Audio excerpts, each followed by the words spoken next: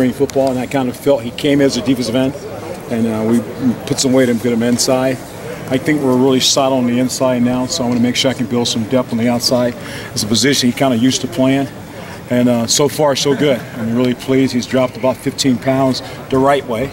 You know what I mean? He's still strong and really athletic, and all the things that we thought he would be. So far, with no pads on, he's looked pretty good. So how hard is it to, obviously, you move a guy inside, you just bulk him up and you bulk him up, but now if you're bulking a guy up, then you're bringing him back down to move the defensive end. Is that a tough Well, he's gone from 283, 281. He's about 274 right now. So it's not a lot, but it's enough to transition to the speed, playing in space is really important, you know, when your position is in. Plus, it gives another guy that we could probably add to our rushman package because he can rush the passer also. So there's a lot of reason why we do it. Yep. He came in so highly touted, then he kind of gets lost in the mix a little bit. How did he deal with that, and what did you do to make sure he didn't kind of get down? Well, yeah, exactly right. He came in a really talented guy. Came in probably not in the best shape he could possibly be in when you walk in the doors. And then he hit an injury. And one time he was taken off in the spring ball, and then he went down because he got a hip flexor, whole nine. It really set him back a while. Now he is the best I've seen since he walked in the door. And I'm really pleased where he's at. I really am. And when Chase is well, he's going to add a lot because he'll give us another depth. You know, instead of counting on maybe a freshman coming in and being ready to play early, we got a veteran player who's been here and know the system can give us immediate help in the first and second down package that we're looking at. And that's what we're trying to do. We're trying to teach him. Yep. Chase Young's going the other direction as far as weight. I think he's added, what, 25 pounds? How's Chase Young? I'm sorry? Chase Young, I think he's added like 25 pounds. He's probably about 260 right now. He looks good. So now he's trying to learn how to really start playing football now. A lot more reps, and he'll get a lot more reps in spring ball now. I mean, he'll go from 25 play guys to about 50, 60 plays. I'm going to soak him really hard because I got to get him ready to play. And that's the biggest thing right now. Robert Jonathan kind of splitting time to a certain degree. Jonathan Cooper. Yeah, him, Jonathan, Nick. You know, we're going to try to work this thing through spring pretty healthy. We want to stay healthy first, so we want to overload the guys. But Jonathan and Chase will be the two guys getting a lot of reps in the spring. Robert Lander said he looked around and realized that he's one of the older guys now, and I wonder how you think he's dealing with that. He's doing well. I mean, that's the key. Those guys have to be leaders now. They have to stack. They can't look behind them because the young players will watch him. That's a big challenge for those guys now because they are the horses. They're the guy leading the pack now. And to lead the pack, you got to be good every day. And that's what they're learning how to do, is to lead. The best way to lead is just lead by example. And that's what BB is doing right now. Well, on that note, we were talking to Nick earlier about how he changes from being a player to being a vocal player, being a leader. He's not obviously a vocal guy at heart. How do you go about helping him? There's really different leadership styles, as you know. The best leadership style is lead by example. Nick's one of those guys. All I expect him is to go really hard. And so that young player, Chase Young, doesn't get any bad habits because this is how a great player is supposed to play.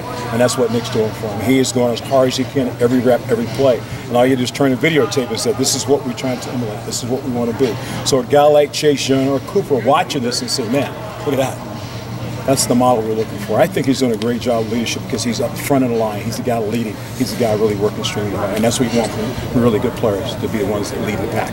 Nick and Chase have been getting a lot of the attention. Is Jonathan being overlooked in what he can bring to this defensive end group? Because I think it's just in your eyes. I think Jonathan Cooper brings a lot to the plate. Really, and I'm really pleased where he's at right now. I mean, he's got a chance to go on the field. He'll play special teams, but he's got a chance to make an impact at the defensive end position. He's had a really great winter, great job in the weight room, gotten stronger, gotten bigger, and this is his moment right now. It really is, and he's doing everything he can to make sure he grabs it. Those coaches who've lost as much talent as you lost from last year would be like, what do I got? I have a feeling you're pretty confident with what you have. You guys know I'm really excited. Every year there's going to be a great player leaving, and my job is to make sure the next man's up. And I try not to get down on where I was working those two guys out right now. That's like Kool-Aid. They're like, wow, this is really great feeling to have these two, but I know they're gone. So now the young guys have to step up. And the coaching, that's what it's all about, is to continue to develop these guys and make sure they have a chance to make an impact. And last year, you guys were up front about we want to be the best defensive line, not just at Ohio State, not just in the country, but really ever. Yeah. What's the standard now with this year? We started a video today. It's called The Journey. We define what a journey is to finish, right? And that's what we do. This is the new journey for these guys, something they've never done before. What a great moment for these guys. Continue to stretch the bar, to stretch our brand as a defensive line front to be the greatest ever. Because that's just not something you say. It's something you have to chase to be the greatest ever. And really, what a really great moment for these guys to have an opportunity to do that. And what do you think the potential is for this game? I think it's really good. We have count on some young players coming in. If they come in ready to go, I'll be really excited about our defensive end position because I think we have some young guys who are coming in, going to have a chance to add to what we have right now. You had a 4-man defensive end rotation primarily last year. Do you feel like you have to shorten that rotation at all this year? Or does moving Jay Sean kind of allow you to keep it a 4-man rotation? Yeah, we're going to try to stay 4 guys. We're not going to, we don't want to add more plays than we need to have. We don't want to put 90 plays on Nick all of a sudden. I mean, he'll play 60, 65 probably in a great game, but we're not going to give him 90, 95 plays. And we want to still play fresh in that. That's why we're successful. And you look at last year, Nick played 42 plays a game. Taekwon played 41. That's pretty good even spill. To make sure guys are fresh. And I think that's the reason why we were so successful in front, because those guys were fresh in the fourth quarter. 2 more questions for Coach.